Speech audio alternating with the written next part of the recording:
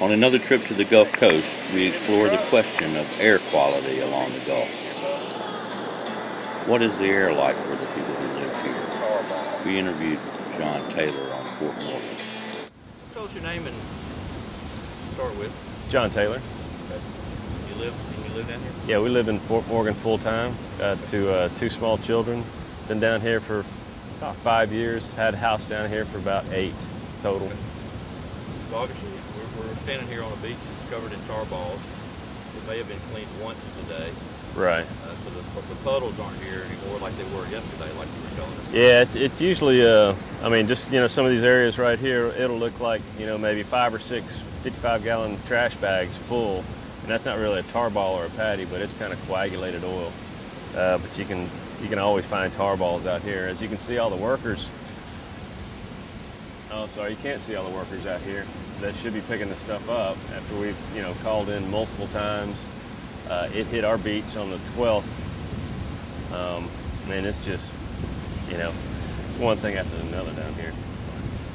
So you're the resident living right here by the worst environmental disaster in American history. Right. I mean, how are you feeling about the prospects?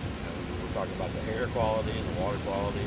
Well, I can't find any data on the web, and they're saying that the water is fine, and I can't find really any real-time monitoring stations that are down here in Fort Morgan. I can find them other places in Chickasaw up north, but there are no real-time monitoring stations down here, and they're saying that the air quality is fine. It kind of just makes me kind of uneasy that you can say everything's fine without any facts. Well, they're saying it's within safe levels as far as they know. Right, but where's the data at? You can't find any data on the EPA. You can't find it on ATM. You can't find it on OSHA.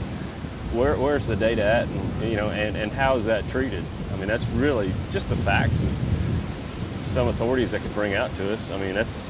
Does that concern you with the health of your family? You've got children, you said one with asthma? Oh, yeah, we have one with asthma down here, and I'm sure there's a lot of older people that are down here possibly on, respirators or, just getting older in health. There's really no plan. There's been no communication from the state and local.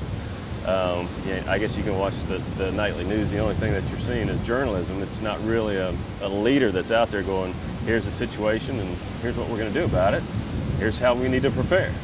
It's really incompetence, all the way around. Have you been smelling oil?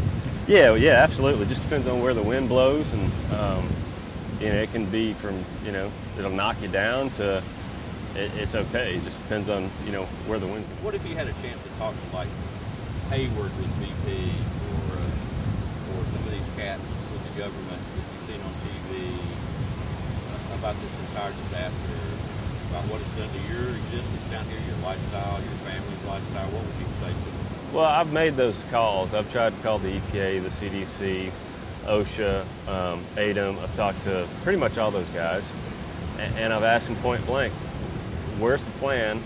What does the plan say? Who's in charge? Who makes the decisions? And they don't give me an answer because they don't know. Therefore, nobody's in charge. So it's kind of petrifying from a local standpoint, and you just got no direction. So I mean, for me to ask Hayward or any of those guys, they're just talking puppets. They want to control their image. They want to control their perception. And that's all they're doing, If they had a plan, or if they were good planners, it would be one thing. And of course, we wouldn't be here, but we are. And I was over in the Persian Gulf War when it first broke out. I've seen a bunch of stuff. I've seen command and control. I know what these guys are going through. I know what's going through their heads. I know what should be happening, and it's not happening, and it scares the crap out of me. What do you think about, we were talking earlier about the prospect of a hurricane coming up in your hurricane season, which is probably, this is one of those years where the Gulf is the warmest on record. Right. If the storm gets in the Gulf, it's going to be a bad storm, probably. Right. I mean, if I was a betting man, and I'm usually not, but I can almost guarantee you that there will be a tropical storm that comes into the Gulf of Mexico, not necessarily on the beach in Fort Morgan, and there will be a hurricane that will come into the Gulf of Mexico. As you can see with the last Alex, which is the first one, came in, we've got maybe 4.5, maybe 5 foot waves that come in here. And the surge will come all the way up to right here. You know, that the oil that's going to be washing up here is not going to be the pork rind stuff that there's, you know, totally non-toxic. It looks like leather coming up there, which there's no data to back that, but it's not going to be that. It's going to be the deeper oil, the plume stuff that's out there on the bottom. It's not been exposed. At 33 feet, it's not getting penetrated by light. So it's going to be raw.